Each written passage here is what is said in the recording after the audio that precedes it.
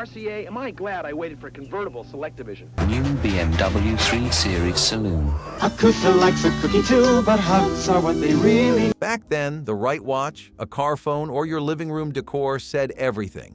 But somewhere along the way, we forgot what real wealth looked like. What did we lose when luxury stopped being loud, proud, and full of character? The first time someone unwrapped a brand new Sony Walkman in the 1980s, it was more than just a music player. It was a status symbol, a ticket to privacy, and a declaration that you were someone who mattered. It was sleek. It was expensive. It was magic you could hold in your hands. Every inch of that little rectangle was built to impress. When you clipped it to your jeans or stuffed it into the pocket of your members-only jacket, people noticed. This was not just music. This was freedom. Freedom from your parents' living room radio, from television commercials, from everyone else's noise. You could finally decide what your world sounded like. You had to rewind your tape with a pencil, and it still felt futuristic. You walked through the world with your own personal soundtrack, and that kind of autonomy felt like gold. Even silence had more meaning when you could press play and drown it out. And if you had one of those orange foam headphones, you were unmistakably part of the elite. Not every kid could afford the real deal. There were knockoffs, sure. But the real Sony Walkman? That meant you had parents who could afford it. Maybe they worked long hours. Maybe they spoiled you. Maybe they just understood how badly you wanted to be cool. Either way, when you pressed play, the world fell away. You were the star of your own movie, your own drama, your own coming-of-age story. How did we go from blasting mixtapes with pride to living in silence behind wireless earbuds? In the early 1980s, having a video cassette recorder in your living room was like winning the entertainment lottery. It was not just a piece of technology. It was a full-blown luxury, a bragging right, a way of saying, "We are doing just fine, thank you." While most households were still glued to static-covered television screens and waiting for their favorite shows to air, those with a VCR had cracked the code. They controlled time. They rewound, fast-forwarded, paused, and played life back on their own terms. It was not cheap. Buying a VCR back then could cost as much as a used car. So if your parents walked through the door with one in hand, you knew it was a big deal. It gave your family freedom, and it gave you power, especially when you were the one holding the remote. Suddenly, Friday nights meant popcorn and rented tapes instead of boredom and commercials. It turned a living room into a private theater, and that feeling was unforgettable. You huddled around the television. You held your breath as the screen lit up, and when that tape rolled, magic. From recording your favorite shows to hosting sleepover movie marathons, the VCR changed the rhythm of family life. And those blinking lights on the front? They were more than just a clock. They were a glowing badge of pride, something only the rich kids had. Something that made other families lean in and wonder what it felt like to rewind your own memories. What did we trade away when movie night stopped being an event and became background noise? There was a time in the 1980s when denim did more than cover your legs. It told the world exactly how deep your family's pockets were. Jordache and Guess were not just brands, they were statements. Those perfectly tight-fitting jeans with gold-stitched trim and bold logos were the 80s version of a luxury badge. If you walked into school wearing a fresh pair, people looked. They stared. They whispered. Because not everyone could afford them. These were not hand-me-downs or department store basics. They were runway material for the hallways. You checked the mirror more often when you wore them, not to see yourself, but to admire what they meant. They hugged you in all the ways that made you feel like you mattered. They were not just jeans. They were confidence sewn into fabric. Jordache ads showed glamorous models riding horses or stepping out of convertibles, and kids watched thinking, that could be me. Owning a pair was a fantasy made real, if your parents were willing to fork over the money. It meant they cared about your status, your image, your place in the teenage pecking order. You wore them to the roller rink. You wore them to the mall. You wore them even when they were too tight because you knew what they meant. They meant you mattered. They meant you belonged. And if someone asked where you got them, you answered with pride. What happens to us when the name on our pants means more than the person inside them? If your parents owned a Cadillac Eldorado or a Lincoln Continental in the 1980s, they were not just driving a car, they were driving a dream. These cars were not just transportation, they were statements made of chrome and leather. You could hear one before you saw it. The engine hummed with authority, and when that long, shining nose rolled around the corner, jaws dropped.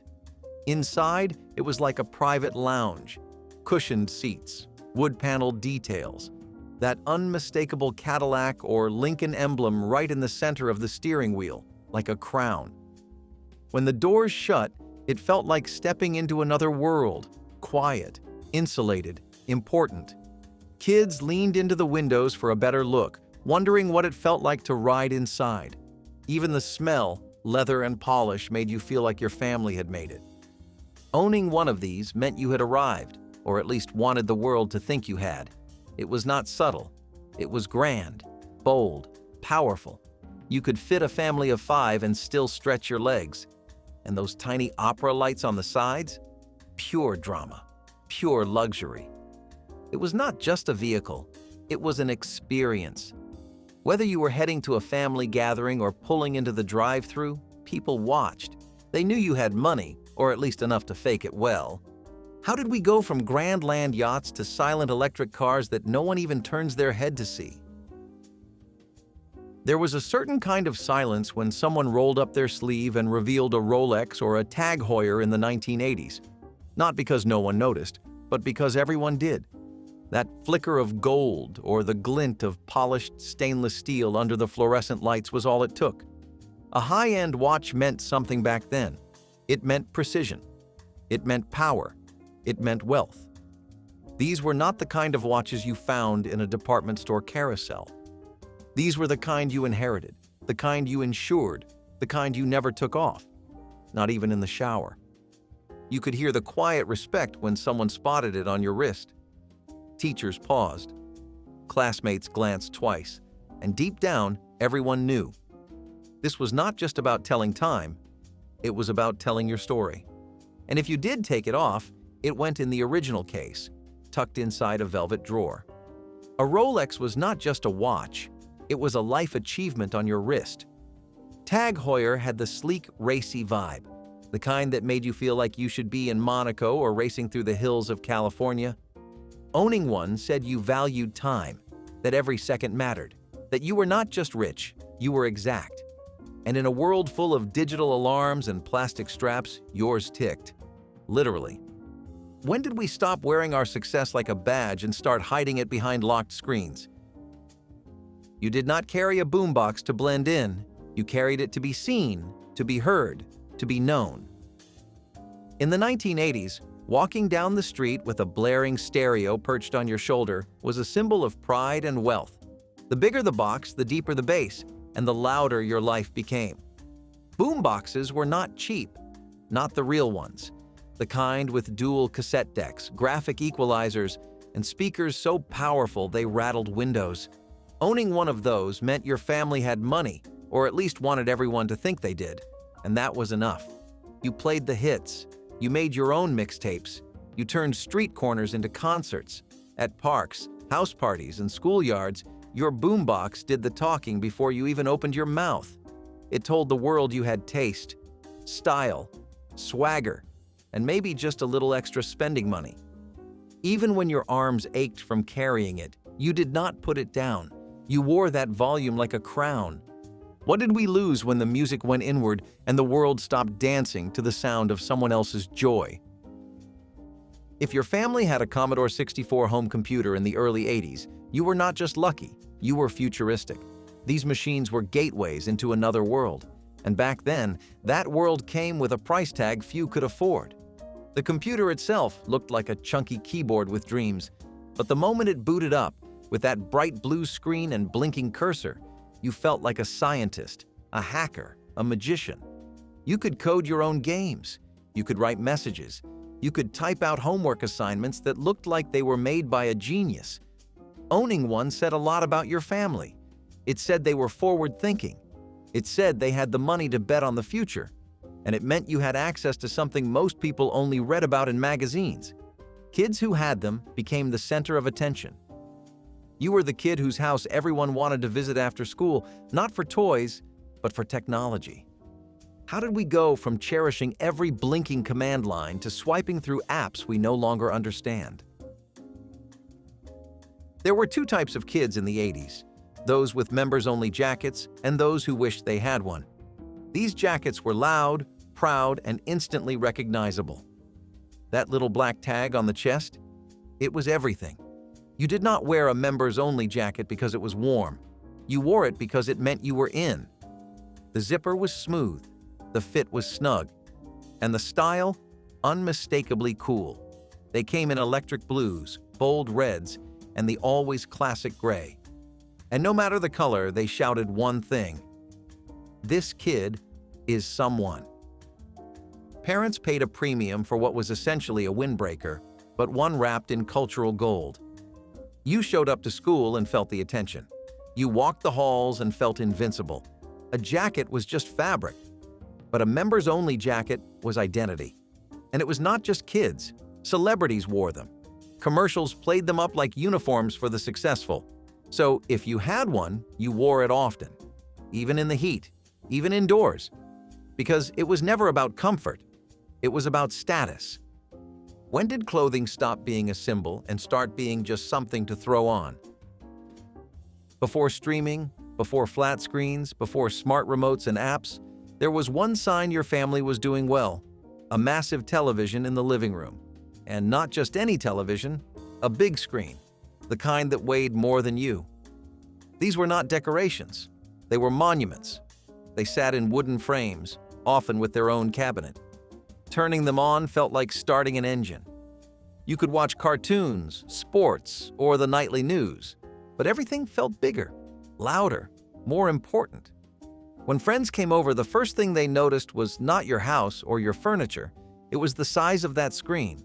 If you had one, it meant your parents invested in entertainment. It meant you were the go-to house for movie nights, for Sunday football, for every major holiday special. And it was expensive. People saved for months. They bought warranties. They rearranged entire rooms around that one glowing rectangle. When did family rooms lose their center? And why does it feel like we barely gather anymore? Walking into someone's house and seeing a real arcade machine in the corner? That was like finding buried treasure. In the 80s, if your family had one of these blinking, beeping beauties, you were living a different life than the rest of us. Most of us had to scrounge for quarters just to play Pac-Man at the laundromat. But you had unlimited lives. No lines, no dirty buttons, just pure pixelated bliss anytime you wanted. These machines cost hundreds, sometimes thousands. They were not impulse buys. They were centerpieces.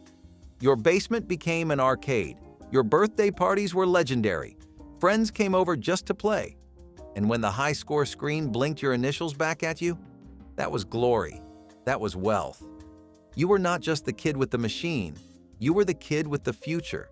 When did having fun stop being about flashing lights and cheering crowds and start becoming just one more app to scroll through? If your family took regular vacations to Disney World in the 1980s, you were not just lucky, you were wealthy. Plane tickets, hotel stays, park admission, overpriced snacks, and souvenirs added up fast. For most people, a trip to Disney was a once-in-a-lifetime dream. But for others, it was a tradition, a summer ritual, a brag, getting on that monorail, meeting Mickey Mouse, eating ice cream shaped like a cartoon head while fireworks exploded overhead. That was not just childhood joy, it was financial proof. It meant your parents had good jobs. It meant they got paid vacation days. It meant you had time and money to spare. Other kids spent their summer at home or at local parks. You came back with mouse ears, a sunburn, and stories. And the best part? The photos. You could always tell who had money by the family pictures on the fridge, especially if Cinderella's castle was in the background. Going to Disney meant more than just fun. It meant your parents believed in magic, and more importantly, they could afford to chase it. When did wonder become something only the wealthy could afford to remember? You could hear the difference in the hallway. The squeak of clean rubber soles, the echo of confident steps, and then the unmistakable hiss, someone pumping up their Reeboks. In the 1980s, sneakers were more than just shoes. They were status, and Reebok pumps or Air Jordans. That was upper-tier fashion. The pump had that basketball-inspired gimmick, sure, but it also had one thing that made it unforgettable: price. If your parents dropped over $100 on sneakers, they were not just indulging you. They were putting money behind your image. The same went for Jordans. Michael Jordan was becoming a legend, and his shoes? Instant icon status. Kids guarded them like gold. They cleaned them with toothbrushes. They never let them crease. You did not run in Jordans. You arrived in them. Having a pair set you apart. It made you walk taller. And it made other kids wonder, how did he get those? These shoes came with weight, the kind you felt with every step through the schoolyard. When did sneakers stop making us feel unstoppable and start just feeling worn out? Before streaming, before DVDs, even before DVDs were an idea. There was the Laserdisc. It looked like a record and gleamed like a mirror. It was bulky, awkward, and incredibly expensive. And if you had one in the 1980s, you were rich. No question. Laserdiscs were sold as the ultimate movie experience. Better resolution, crisper sound, fancy menus. It was like bringing a theater into your living room. But there was a catch. The player alone cost more than some televisions. And each movie? Twice the price of a VHS. That meant every disc on your shelf was a shiny little flex. You did not just watch a movie. You loaded up a Laserdisc. You told people about it. You invited friends over to experience the clarity. The downside? The discs were the size of dinner plates and needed flipping halfway through. But that did not matter. What mattered was the look people gave you when they saw it. That subtle nod, that unspoken, wow. Having a Laserdisc meant you wanted the best, and you were willing to pay for it. When did quality become less important than convenience? And what did we lose in the trade? In the 80s, driving a European car was not just transportation. It was reputation. Pulling up in a BMW 3 Series or a Mercedes-Benz said one thing loud and clear: I have arrived. These cars glided while others clunked. They purred while others growled. And when someone parked one in your driveway, it turned heads every time. These were not just machines. They were aspirations with engines. You saw them in movies, commercials, and country club parking lots. Clean leather, real wood accents. That unmistakable badge on the hood that glittered like a prize. Your neighbors drove Fords. Your teacher drove a Buick. But your dad? A Mercedes? Or maybe your mom, in her sunglasses, behind the wheel of a brand new BMW. That was power. That was status. That was money. Even the car keys felt different. They had weight, meaning. When you heard them jingle, you knew someone in your family had done something right. What happened when cars stopped feeling like dreams and started becoming just one more monthly payment? They were not just sunglasses. They were a whole attitude. If you wore Ray-Bans in the 80s, especially aviators or wayfarers, you were someone, or at least you looked like someone. These were the shades worn by rebels, by movie stars, by people who mattered. Tom Cruise in Top Gun made sure of that.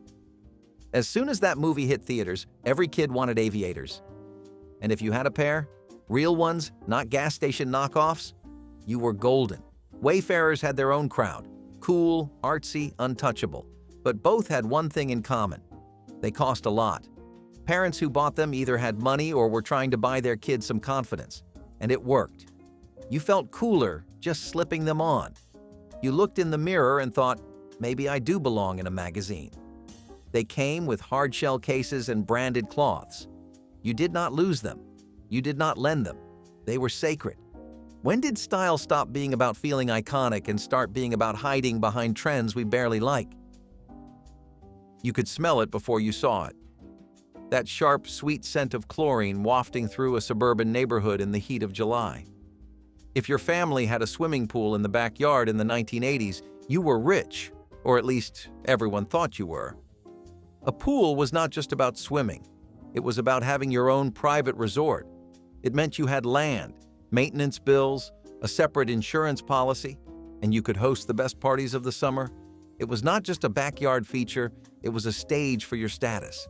Every splash felt like a celebration of everything your parents worked for.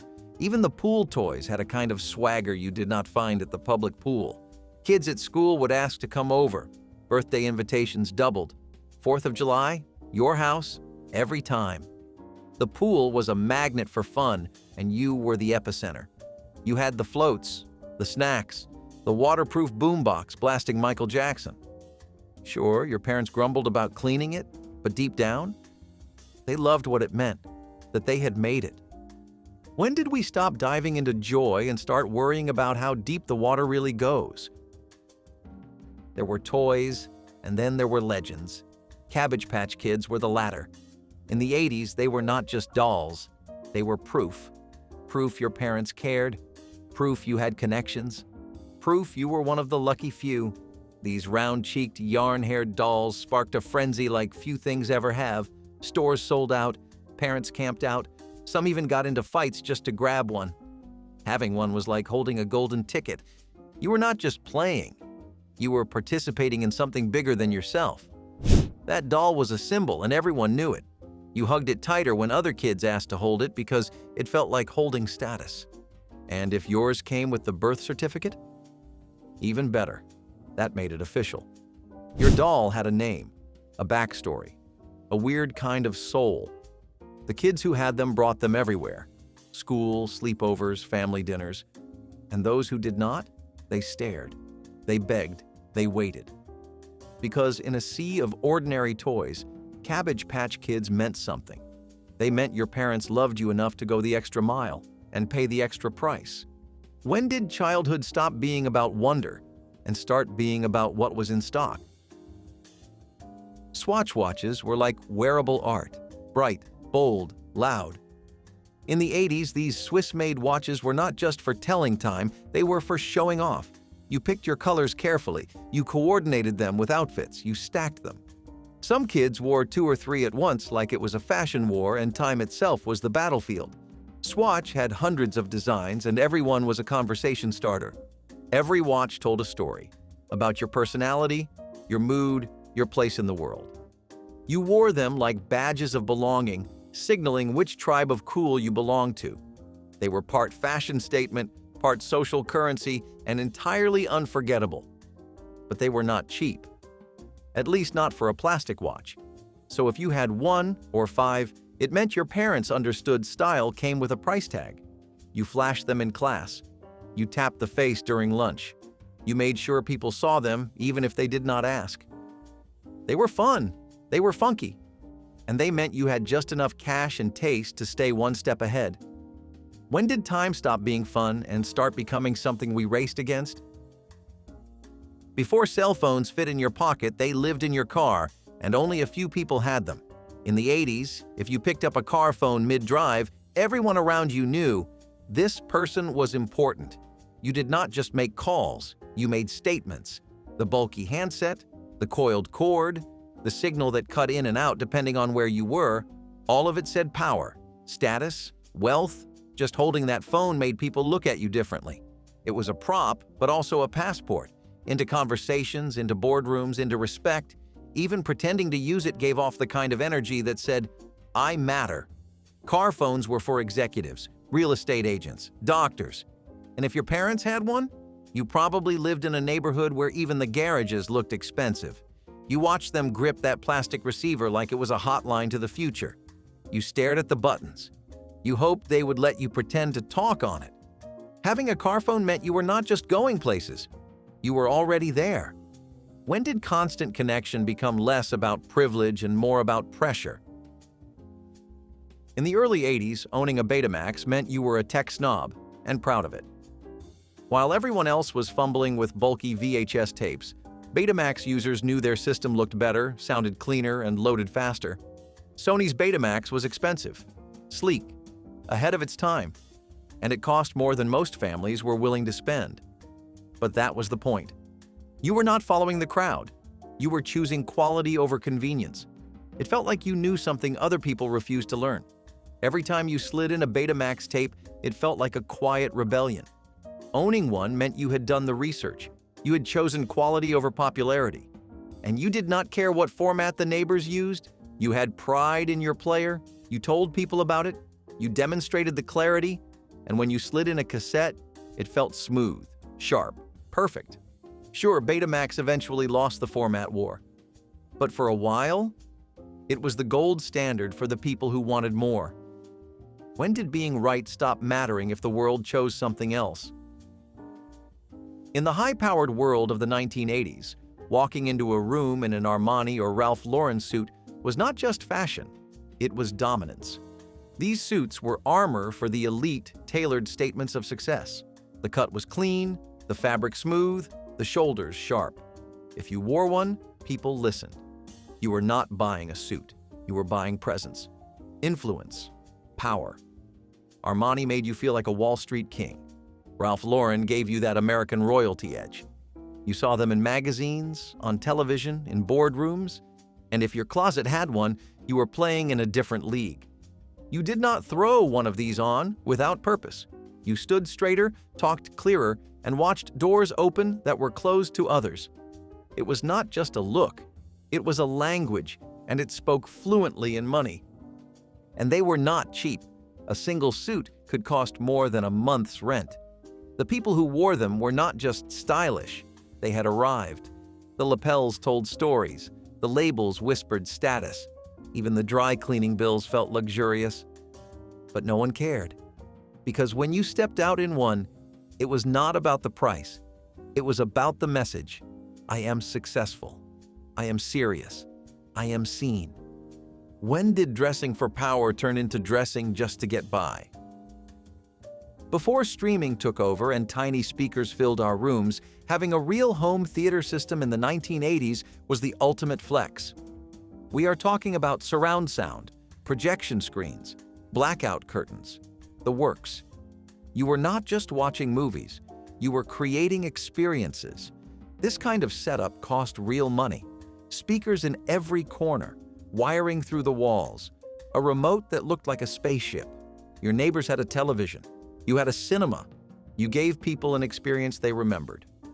Friends stayed longer, movie nights lasted into the morning, and everything felt just a little more magical inside those four walls. It was not about escaping the world. It was about upgrading it. Popcorn in a real bowl. Lights dimmed. Friends gathered in awe. Even the opening logos gave you chills. You did not go out to the movies, you brought the movies to you, and that meant you were doing well. You had money to burn and taste to show, and people noticed. House guests stayed longer. Birthdays felt more special. Date nights had a little more magic. A home theater meant you were not just ahead of the times. You were living in the future. When did we trade surround sound and projection dreams for watching blockbusters on phones in bed? Pulling up to the dock in a speedboat or yacht was not just about the water, it was about the message. In the 80s, owning a boat meant you were not just rich, you were lifestyle rich. You had weekends, you had leisure, you had escape. Yachts were floating mansions, white leather seats, sparkling chrome, mini fridges, radios, sun decks. Speedboats had a wild streak, loud engines, slick colors, hair blowing in the wind. Either way, they screamed success. You felt the breeze of freedom in your face and the burn of privilege on your shoulders. Every trip was a declaration that you had time to waste and money to burn. This was not just fun, it was luxury on full display. You were not watching summer from the shore. You were out there living it. You invited friends aboard. You brought drinks, sunscreen, stories. You waved at the people stuck on land. And deep down, you knew they wished they were you. Boats took maintenance, storage, fuel, a lifestyle of upkeep. But that was the point. Not everyone could afford the headache. So if you did, you had made it. You were not just going somewhere. You were arriving in style. When did luxury shift from salty air and sunburns to quiet weekends with screens and bills? There was a shine to the 80s, and it was measured in gold. Big, bold, unapologetic gold. Chains, bracelets, rings. You wore your wealth where everyone could see it. Rappers made it iconic. Athletes made it aspirational. Wall Street made it inevitable. If you had money, you wore it. Thick links hanging from your neck. A ring on every finger. You were not showing off. You were showing up. Jewelry was loud. It caught the light and held it, in nightclubs, on sidewalks, in photo day at school. Gold was not subtle, and that was the point. Every shimmer under the sun was a way of saying, "I made it," without ever having to speak. You were not just seen, you were remembered. Even kids had little gold chains gifted by proud parents who wanted their child to shine. It was more than flash. It was proof. You had made it, or at least looked like you had. Even costume jewelry got swept up in the gold rush, because looking rich was almost as good as being rich. The 80s did not whisper wealth. It blasted it in gold and sparkle. When did showing pride in what you earned become something we feel we need to tone down? In the 80s, living behind a gate was not about privacy.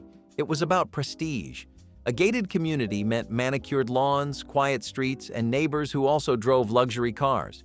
It meant you had money, and everyone knew it. Visitors had to buzz in. Security guards tipped their hats. Kids rode their bikes safely in loops while parents waved from driveways. Inside the gates, the world felt cleaner, quieter, better. It was not just about who was let in. It was about who was kept out. The gate was more than a fence. It was a filter for status. Every locked entrance was a silent message that said, "We have more, and it stays that way." You were not just buying a house. You were buying exclusivity, safety, reputation. The gate was both a line of defense and a line in the sand. People on the outside lived regular lives. You, inside, lived a polished version. Block parties had catered food. Lawns were competitions. Even the mailboxes looked expensive. If your address had a gated name attached, it meant your parents had climbed the ladder and pulled it up behind them. Every entrance, every badge, every nod from the guard was a reminder. You were in.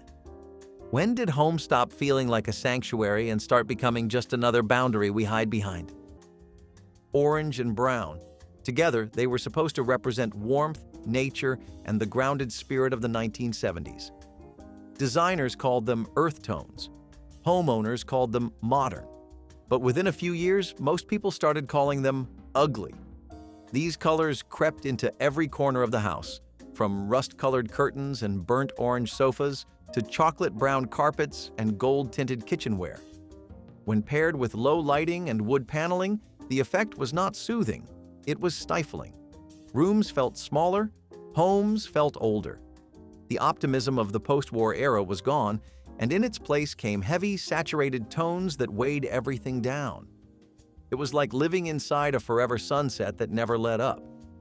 Even kids' bedrooms, meant to be bright and fun, often ended up looking like burnt orange caves.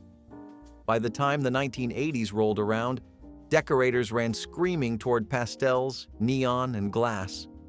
Orange and brown were buried under coats of white paint and forgotten, like the dusty shag carpets they often matched. But style was not the only thing people gave up on. Sometimes, even the furniture itself just gave out. Record Bar was not just a store, it was a ritual. A place where teenagers went to spend their last few dollars on a cassette, where college students flipped through vinyl with purpose, and where parents hunted for the next hit their kids could play too loud. The smell of shrink wrap, the sound of headphones clamped over your ears, that feeling of holding a new album like it was a treasure.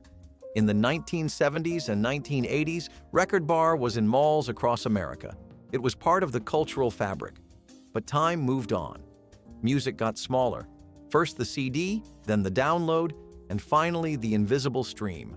Malls lost their sparkle, the ritual faded, and Record Bar, like so many others, folded under the weight of a world that no longer needed it. The music still plays, but the experience is gone. You can click a button now, but you will never get that feeling again. That quiet buzz of possibility as you stepped through the door. Right out of the humble neighborhoods of the Midwest, specifically Mankato, Minnesota, Happy Chef, which first debuted in 1963, became known for its classic American diner fare, which included a lot of recognizable breakfast dishes and burgers. It also took some notes out of McDonald's playbook, as each location had this really eye-catching statue of the restaurant's mascot, which was a smiling, well, happy chef. The statue would be holding a spoon and a menu board, and some of those statues even spoke to customers, making it really popular with children. At its peak, it was around 60 locations strong, and those were more or less primarily in Minnesota and the neighboring states, but what it aimed to do, it did well. It had a regional grip that competitors couldn't shake off, and that gave a lot of other restaurants down the road the idea of having strong fan bases with your local regional communities rather than trying to capture a nationwide audience. Etch-a-Sketch was a toy box essential for many kids growing up in the 1960s, a red-frame tablet that made art out of turning two little white knobs. Created in France and introduced to the American market in 1960, it was as magical as it was mechanical.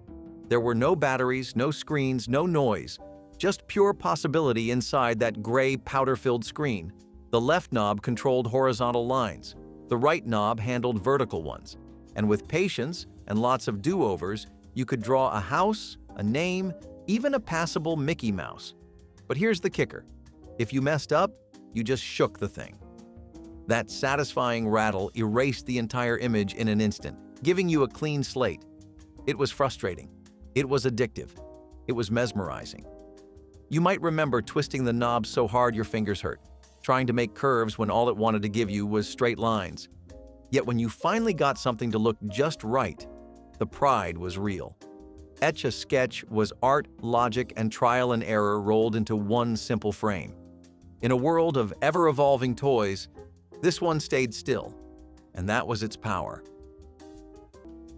Harvest Gold was never meant to be subtle. It was loud, it was proud, and for one strange decade it coated every surface of the American kitchen.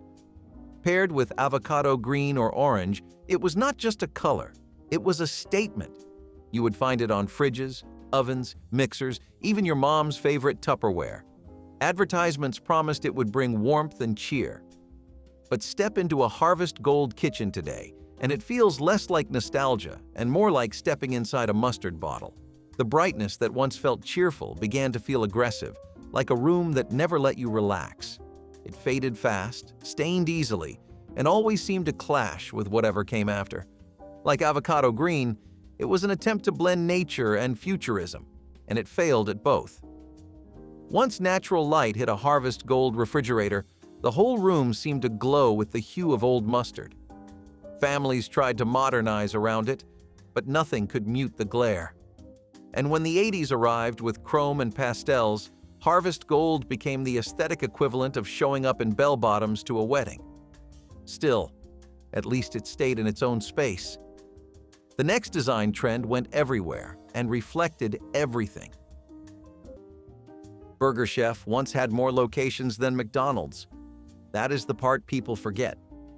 Before the Golden Arches took over every highway exit and downtown corner, Burger Chef was America's fast food sweetheart. Its secret? The Fun Meal, a direct precursor to the Happy Meal. It gave kids toys, games, and branded packaging years before anyone else did.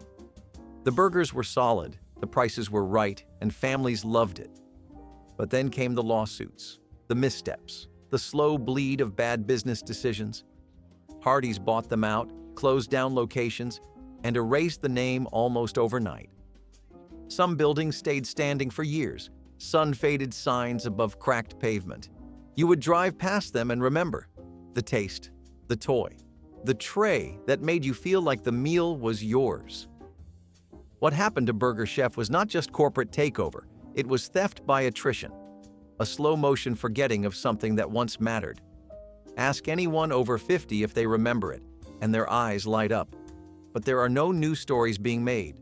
No drive-thrus, no jingles, no future, just memories. And that, for a brand that once brought so much joy, feels like a tragedy no one saw coming. There was a time when S&H Green Stamps were as good as cash. You collected them with every grocery run, every gas station stop, every purchase that counted. And then you filled the little books. Carefully, patiently, with the pride of someone building something out of nothing. Families traded them in for toasters, radios, even bicycles. It felt like free rewards for loyalty. A quiet handshake between shopper and store. The moment you tore out a full book and handed it over, felt like winning something without spending a dime. For many working-class families, it was the only kind of bonus life ever handed out. But loyalty changed. By the late 1970s, inflation had twisted prices beyond recognition, and stamps felt like yesterday's trick. Credit cards came in, bringing points and cashback offers. Big box stores offered everyday low prices instead of incentives. And suddenly, people did not want to save pages of stamps anymore. They wanted savings now. S&H tried to pivot, offering catalogs, electronics, even vacations. But it was too late. The books sat half-filled in kitchen drawers, forgotten. The redemption centers closed. The stamp became a relic. And with it, the ritual faded. Ask someone who grew up with S&H, and they will smile at the memory. But they will also tell you when it ended, it felt like losing part of what made everyday shopping feel like a game worth playing. Red Barn was this fast food chain that ended up being known for its barn-shaped buildings, and in Ohio and Michigan, which had a massive concentration of chicken lovers given how well KFC is there, that was probably a great idea. Their menu also included a lot of what KFC's menu did, except they also had fish sandwiches. Red Barn was a local option that pioneered a lot of things in the fast food industry. It was one of the first fast food restaurants to even have a salad bar, and that was really rare for places like that back then. We might be used to them now, but the trend had to have started somewhere, and places like Red Barn definitely helped the idea get going. It also featured double-decker burgers and its iconic Barnbuster sandwich, which was so beloved by local communities in Ohio and Michigan and even other states that it gave titans like McDonald's and Burger King a run for their money.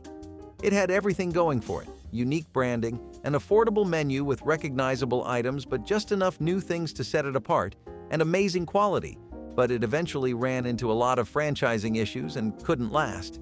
Though it did inspire a wave of more focus on architecture, just like White Tower did, because competitors took note how the barn-shaped buildings really helped pull in customers. Corgi toys were more than just cars. They were miniature masterpieces. Introduced by British company Metoy in the late 1950s, they reached peak popularity in the 1960s with American kids who were obsessed with anything fast, shiny, or connected to TV and movie heroes. These die-cast vehicles were small enough to fit in your pocket, but detailed enough to spark hours of imaginative play. Police cars came with real-looking sirens. Race cars had working hoods. And the crown jewel? The James Bond Aston Martin DB5, complete with ejector seat, pop-out machine guns, and a hidden bulletproof shield. For kids growing up in the 1960s, it was the coolest thing you could own. Movie magic shrunk down and placed in your palm. Corgi cars raced across kitchen floors, crashed down backyard driveways, and survived countless shoebox battles. They felt heavier than Hot Wheels, sturdier than Matchbox, and somehow more real. Over time, most got scratched, dented, or lost. But finding one today, even chipped, brings back the joy of flipping it over to read the brand stamp and revving it across a table edge. They were not just toys. They were little slices of the world, only faster. The step-down bathtub was supposed to bring spa-level relaxation into your home. Instead, it brought stubbed toes, twisted ankles, and more than a few emergency room visits. These sunken tubs looked sleek in design magazines, especially when surrounded by lush ferns and candlelight. But reality hit hard the moment you tried to use one. They were awkward to get into, nearly impossible to clean, and posed a serious risk to anyone with limited mobility. The edge was invisible to the untrained eye, so guests would stumble, kids would fall in, and elderly family members avoided them altogether. On top of that, the plumbing was often complicated, the water lines were hard to access, and the moisture around the recessed area led to mold problems.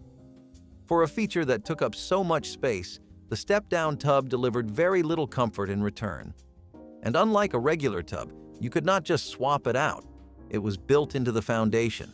Expensive to install, expensive to remove, and all too easy to regret. But even if you managed to climb out in one piece, your next problem was likely waiting for you in the kitchen. Pan American World Airways was not just a brand.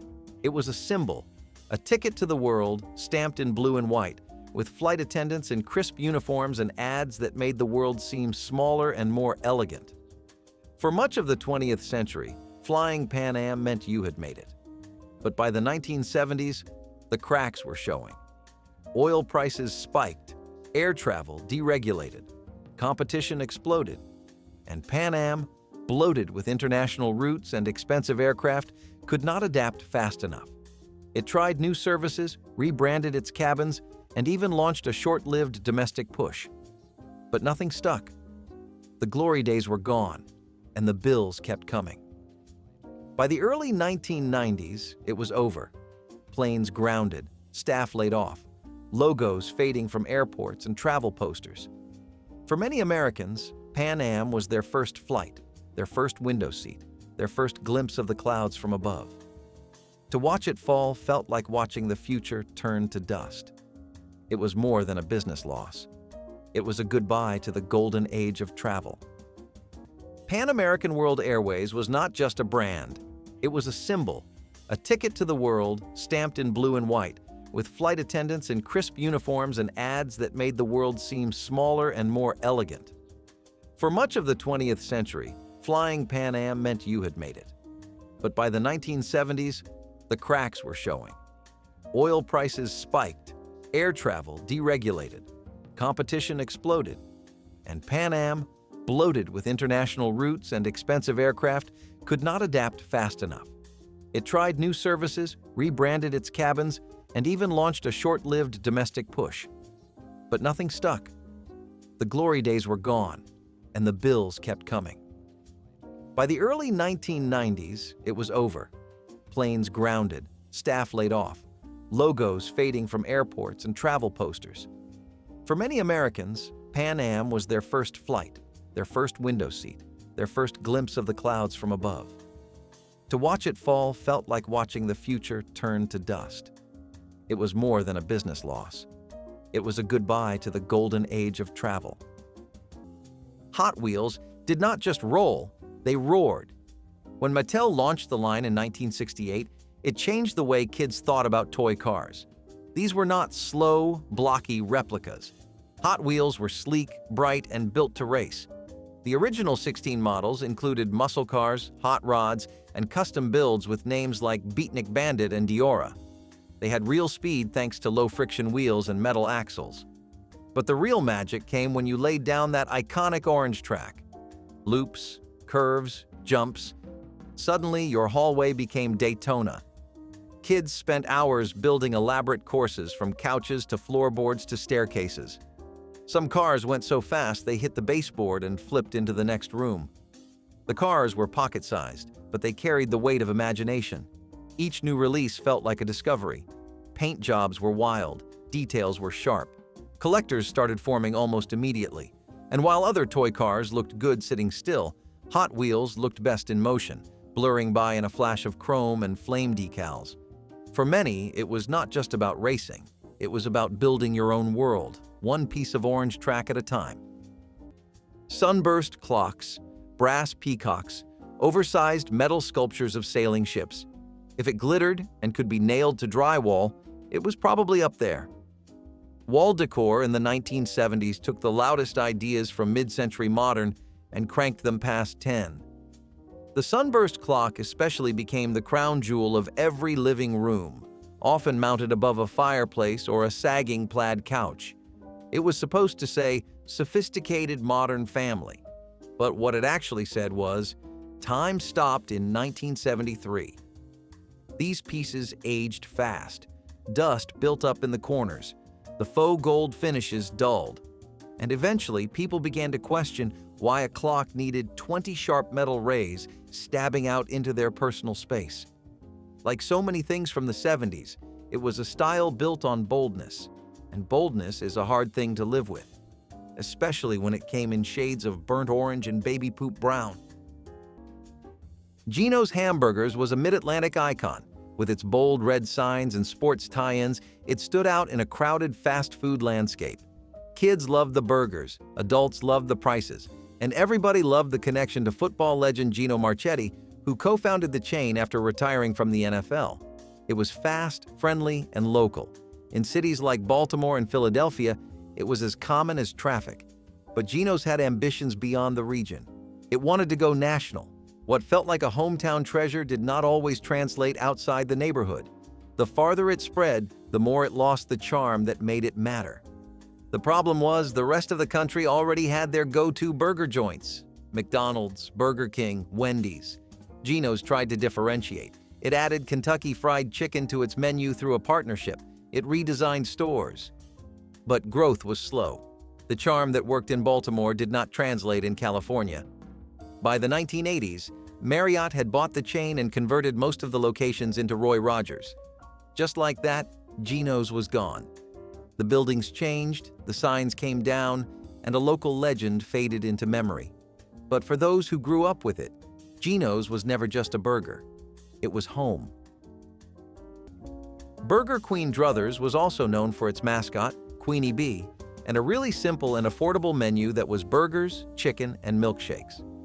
You might be wondering why the name is split into two, though, and, well, they used to be known as Burger Queen, but they changed their name to Druthers eventually. It was an attempt to set itself apart, and it also worked with their new slogan in the 1980s, which was, "I'd rather go to Druthers."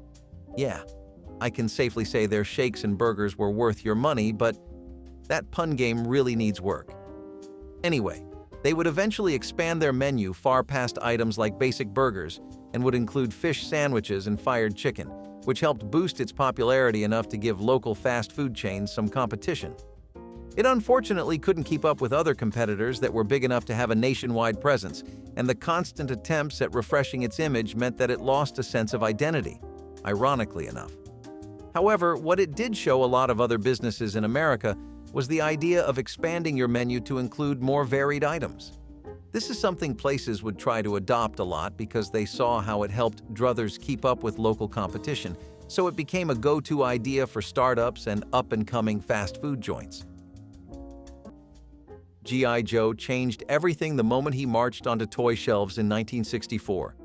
Marketed not as a doll, but as an action figure, he offered boys the same kind of character-driven play that girls had with Barbie, but with a combat boot twist.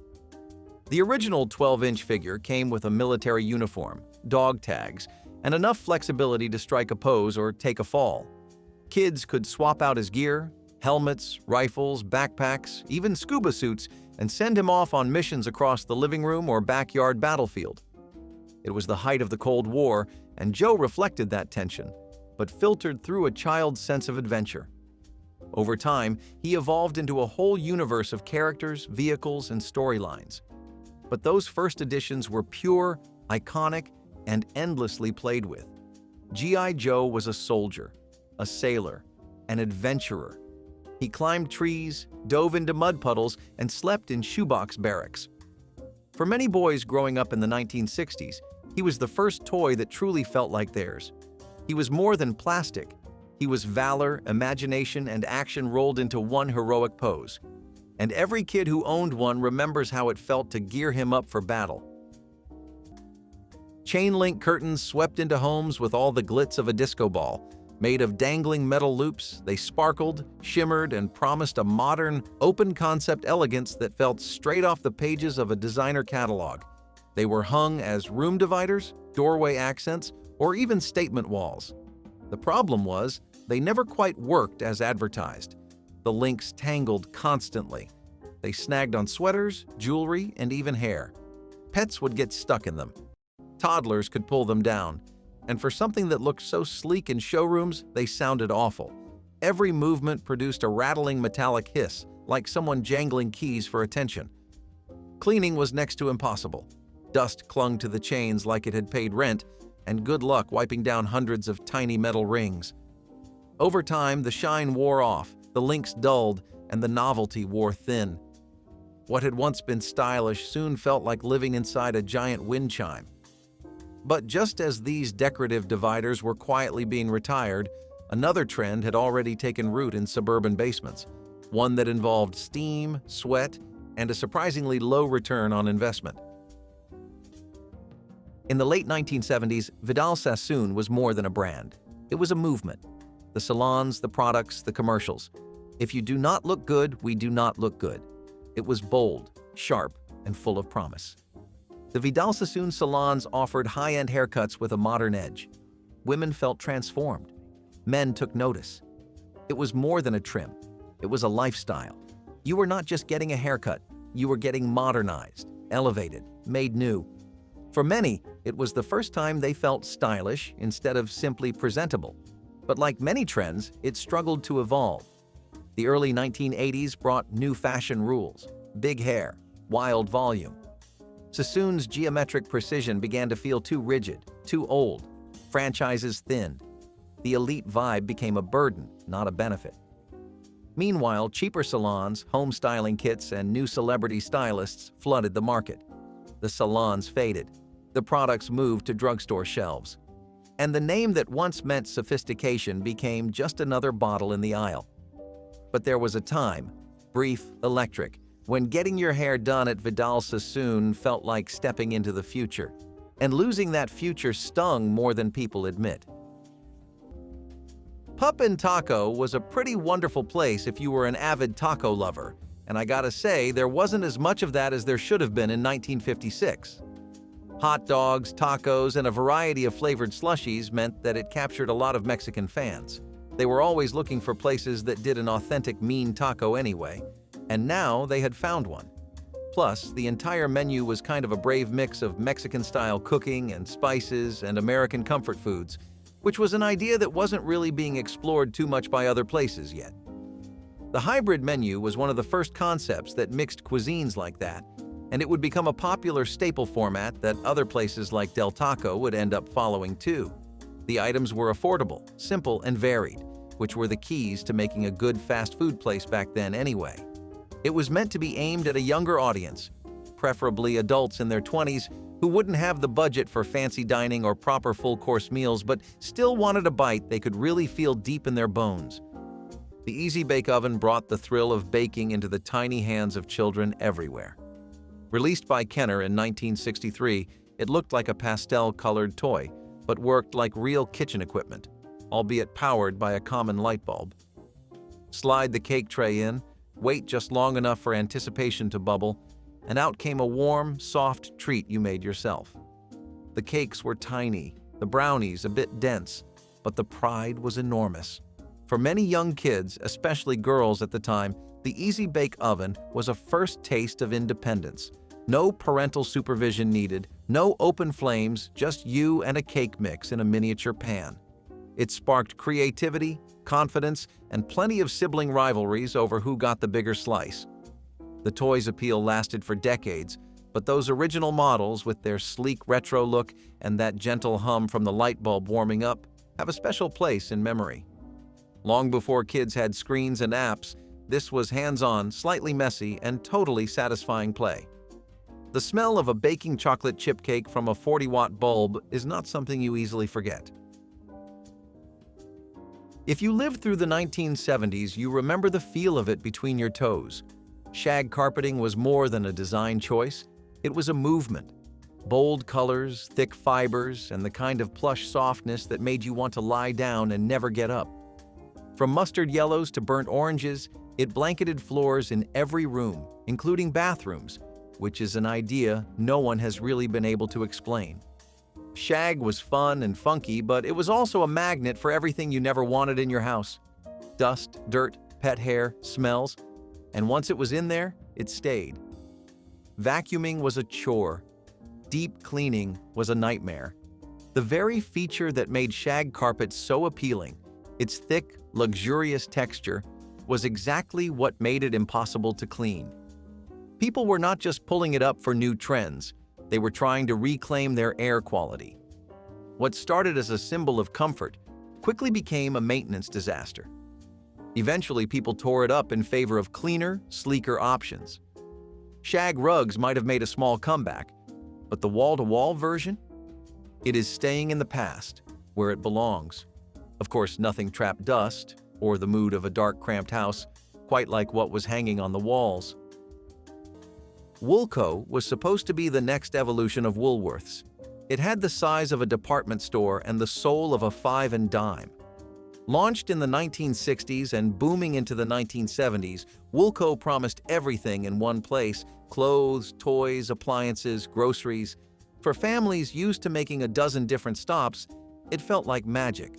A bright red sign that said you could get it all without going broke. But behind that promise was chaos. Poor inventory systems, outdated layouts, stores too big to manage and too cluttered to navigate. And then came the competition. Kmart, Target, Walmart.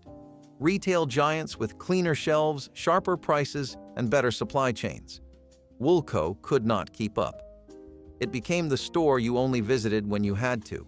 The store where the lights buzzed too loud and the shelves were always half empty. By the 1980s, most Wulcos had either been shut down or sold off. Some were turned into malls, others just disappeared. And with them went a small piece of how we used to shop, wandering the aisles on Saturday mornings, dreaming about toys, picking out socks with Mom. Wulco was not perfect, but it was familiar, and we miss it more than we admit.